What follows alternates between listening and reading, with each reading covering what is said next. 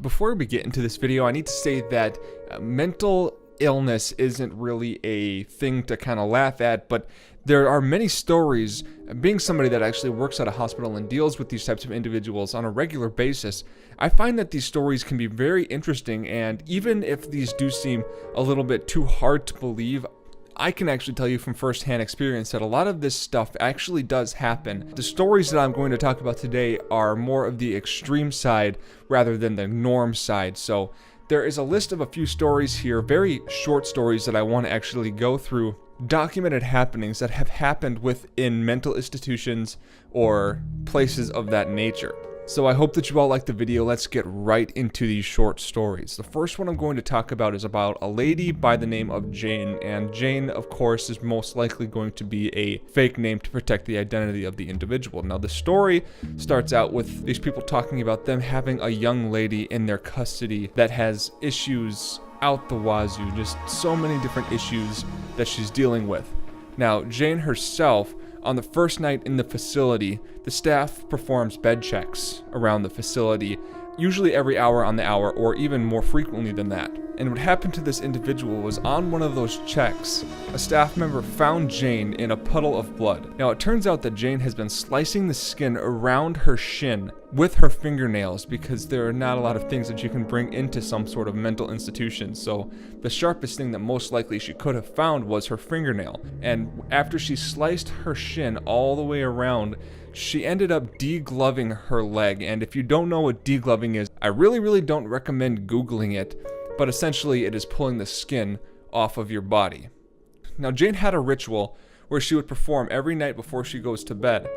Jane would walk around every single night to every single wall, touch them, and draw a crucifix with her finger. Now, after doing this for a few hours, she would sit on her bed and go to sleep. And on one of the documented nights, they were saying that Jane's pace was really frantic. Now, this is where it can go here or there.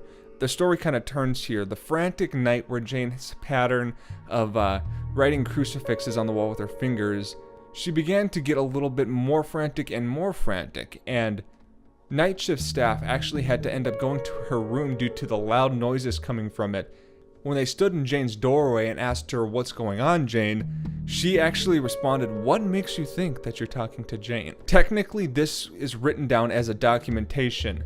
And let me tell you firsthand, things that happen at hospitals are usually documented down to the T, because hospitals tend to be sued quite a bit.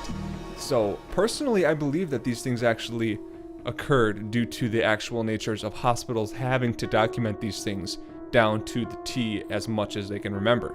So now we're going to move on to the next case story. This story is about an old lady who ends up speaking in tongues, so to say.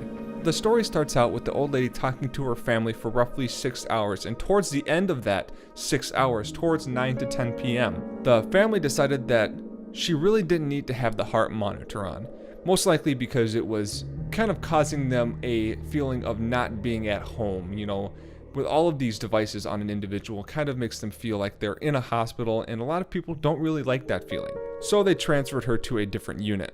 Now, once staff got to the different room, it was stated that she started to act much differently. Upset and angry were the two words that were used in the statement. The old lady ended up jumping out of bed and screaming bloody murder about how her house was on fire and her family was inside the house and she needed to get them out. When you're trying to calm down somebody with this mental status, it's really difficult to do so, so it was not successful. It's also documented that the elderly lady told the staff that they are going to rot in hell in burning flames because God told her so, and because she was responsible for her family's death. It's then reported that the older lady was talking in gibberish, walking around the room, ripping out her dentures, throwing them at the staff, pulling at the skin at her face so that her skin was stretched out, and just smiling. Now, these types of stories may seem very cartoonish and very cinematic. Dementia is a kind of disorder that really can cause individuals to act in ways that might be unimaginable to a lot of other people. And that's what makes the stories so horrific and ghostly, is because it's such a abnormal action that human beings actually have carried out in the past. So documented cases have shown that people really do act like this, and it's very unsettling. The next one also has to do with an elderly lady, and it's an elderly lady that talks in her sleep. Now, the documented story talks about a client with dementia once again, and how the individual is very, very sweet and very, very kind during the day, but once night rolls around, she gets very, very strange and she sleep talks and also gets up and walks around. It's documented that the sleep talking is very abnormal from normal behavior with sleep talking. Her eyes are open, and she's also sitting up in bed. If she's not walking around, she would sit up in her bed. When it's very difficult to find out if somebody is asleep or awake, it can be extremely unsettling to the person actually trying to take care of the elderly lady. It's stated that the elderly lady was asking staff members if there was a little girl that they had just seen walk into her room. She would always talk about the little girl being in her room all the time. Also about another young boy who has died in that room. She would always ask staff, what could we do with the body in the room? She also mentioned the little girl sleeps with her on occasion, and a man that orders her around, and also her dead husband who is always looking for her. It does sound kind of off, but again, you have to understand that this elderly lady is sleep talking. It's also documented that when staff would walk in to check on the elderly lady, every once in a while she would actually tell the staff to be quiet because these other individuals in the room with her, which aren't really there, are sleeping, which terrified so many staff members that they actually had to write a documented report on the elderly lady's actions and try to get some additional help for her. The next one I'm going to talk about is really scary because the individual makes sense in this documented story. It goes on to say that this staff member had an hour-long conversation with a very delusional man who was confined in a mental health facility. Now here's where it kind of gets twisted. The individual reporting says that the man who was confined in the mental health facility was much smarter than he was by a long shot. It says here that lots of the people on the floor really have the stereotypical that somebody is after them, often the CIA, beaming thoughts into their heads or the microchips in the brain kind of deal. But this man was offering a very thoughtful argument on why these types of claims should not be quickly dismissed. He is quoted by saying, "It's precisely because such delusions are so common that mental health patients make the best subjects." That's what the person that was confined in the mental health facility said. He also was stating that because he was in this type of scenario, that there is zero chance that anyone would ever take his concern seriously.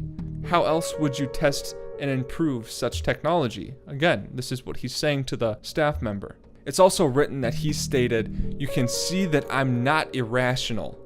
I'm just straight up telling you that they are doing this to me. I know just how unbelievable it sounds, and yet here I am." It's very strange to hear a man that is this smart and this well-spoken be in a mental health facility, and there's also a lot of movies written about this, such as Forrest Gump was about this, Rain Man, but these individuals weren't completely mentally sick, rather they had other mental issues, but they were also smart, so why would this be any different? Why would a mental disorder be any different in this aspect? And the last story today I'm going to talk about is called Notes Appear Under Beds. Now this one is kind of short, but it's really, really interesting that this was reported. It's written that a female patient told staff members that there was writing under her bed, under this small wooden frame bed, so to say. Staff members kind of shrugged it off, didn't really think about it too much, but it's written that one day the individual that was in the room said that she needed staff members to come see this, so the staff members went over and actually looked. There were actual written stories and statements under the bed. After they found this, they had everybody on the ward check under their beds for writings, and that there was more writings under every single bed in the facility.